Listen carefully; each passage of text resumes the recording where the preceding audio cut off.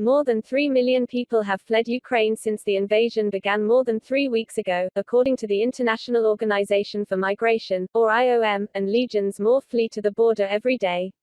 Meantime, many more of Ukraine's 45 million residents remain in a country where active conflict has cut off access to basic supplies like medicine. To serve their needs, the United Nations and its partners on March 1 launched an emergency appeal for $1.7 billion.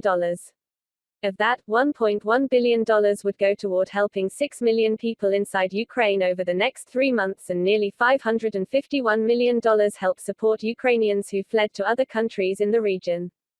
Aid groups are working now to address the massive humanitarian crisis inside Ukraine, along the country's borders and in places of refuge far beyond.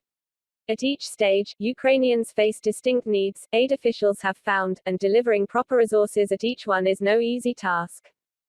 The need for medical supplies inside Ukraine is so great that Skopek stopped compiling lists.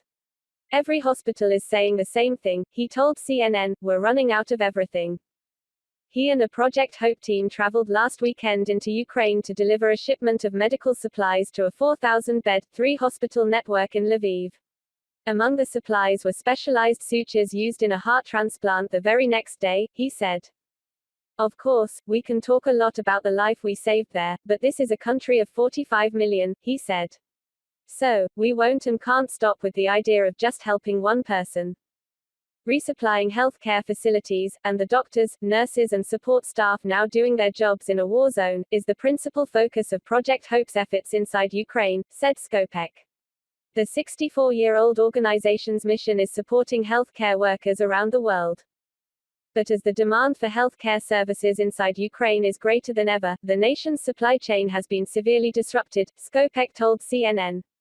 He compared the needs to those of American doctors and nurses at the beginning of the COVID-19 pandemic. In Ukraine, healthcare workers in clinical settings are running out of masks and trauma supplies.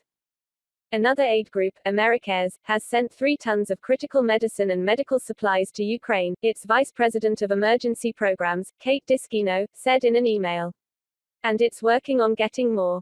We are getting requests from healthcare facilities in Ukraine running low, or stocked out of, the most essential supplies, she said. There's a heavy emphasis on trauma supplies like bandages and antibiotics due to the fighting, with at least 1,333 people injured as of Friday, per the UN Human Rights Office. But there are also people with chronic conditions who need continued access to care and medicine, and primary care inside Ukraine is functionally non-existent, Skopek said.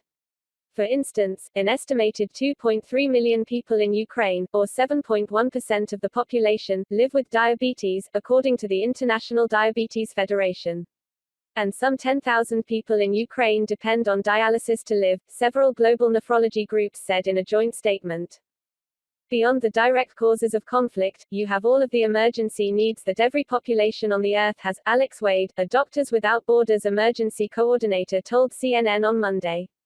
You have people who need access to insulin, people who need access to dialysis. You have pregnant women who need access to safe deliveries and, who could have complicated pregnancies, need access to surgical services. You have people with serious mental health conditions that need access to mental health services. These are all conditions where, if access is interrupted, the condition can deteriorate, leading to serious complications or death, Wade said. And needs extend beyond medicine. Food is the most urgent one now for the Odessa Humanitarian Volunteer Center, said Inga Kordanovska, head of the group that launched after the invasion. On top of supporting locals in the port city, refugees are pouring in from other Ukrainian cities like Kherson and Mariupol, she said. Still, the nature of the conflict means there are large swathes of Ukraine where it's extremely difficult, or impossible, to deliver humanitarian aid. Ukrainians escaping active conflict flee to the nation's borders, where their needs are distinct from those inside the war zone, but just as pressing. Many tell similar stories. They left their homes on short notice, grabbing what they could and embarking on days-long journeys. Some ran out of fuel or found it heavily rationed. At the border, they faced lengthy waits to cross. They're coming across exhausted, scared, angry, Skopek said. Some have medical problems that must be addressed immediately, exhaustion, dehydration or gastrointestinal problems. Project Hope buys and distributes medical supplies to clinics and temporary shelters that receive refugees, Skopek said. It also provides hygiene kits to support public health and refugees' dignity. At border crossings to Poland and Romania, humanitarian workers support a refugee population still in transit, Skopek said. They move on quickly, getting tickets for buses or trains to take them further into Europe. More than 200,000 people entered Romania from Ukraine between February 24 and Wednesday, according to the IOM. The Romanian Ministry of Internal Affairs State Secretary on Tuesday put that number at 425,000, saying most had moved on to other countries. Aid workers at border crossings register refugees so assistance can be better targeted to their needs, a challenge in itself. CARE International is among aid partners working within existing civil infrastructure to register refugees, particularly those with extra vulnerabilities, and share it with other vetted organizations, like resettlement agencies. In the chaos of mass displacement, it's difficult to register everyone, CARE's humanitarian communications coordinator, Lucy Beck, told CNN from Isakia, Romania, along the Danube River at the Ukraine border. So the aim is really to put in place systems and registration to catch as many people as possible. CARE's focus on women and girls is also key. 9 in 10 fleeing violence in Ukraine are women and children, according to the UN's Children's Fund, or UNICEF. Ukrainian men between the ages of 18 and 60 are banned from leaving the country and must stay to help fight the Russian invasion. Part of CARE's mandate is protecting women and girls from gender-based violence, like rape or trafficking, a risk as they move from one country to the next, Beck said. For example, many people have offered transportation to refugees, and while that's generous, it could also open refugees up to trafficking. There may be predatory people who will be taking some of these women and girls away, UN Under-Secretary General for Humanitarian Affairs Martin Griffiths told CNN. That's an added, indecent part of this terrible conflict. In Siut, another Romanian border city, anyone offering refugees transport must register with aid workers so they, like the refugees they're ferrying, can be kept track of, Beck said. Meantime, vulnerable people, like unaccompanied children, are given specialized transportation services, she said. Volunteers and translators doing this work interact with a huge volume of people, Beck said. Needed, too, are counselors and social experts who can support those in distress or confused to keep them away from potentially dangerous situations. Border crossings are also filled with tearful goodbyes, and it's not just men. Beck met a 22-year-old woman who dropped off her 84-year-old grandparent at the border, and then went back, she recalled.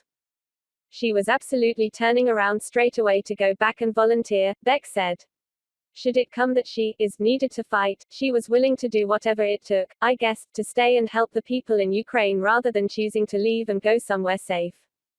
Refugees are not just working to overcome short-term challenges, they're faced with medium and long-term needs, as well. And the shock of leaving their homes on such short notice could reverberate for years. Warsaw alone had welcomed 300,000 people in the 2 weeks that ended Tuesday, Mayor Rafał Trzaskowski said.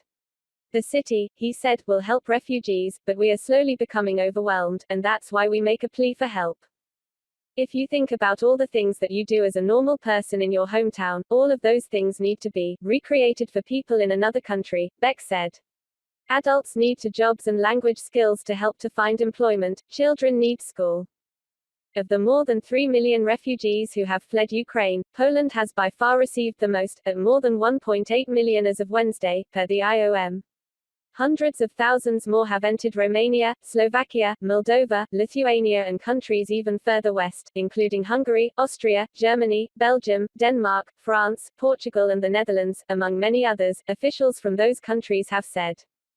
Refugees have also arrived in Italy, where 2 Ukrainian schoolchildren from Lviv got a warm welcome from their Italian classmates after arriving to live with the grandmother.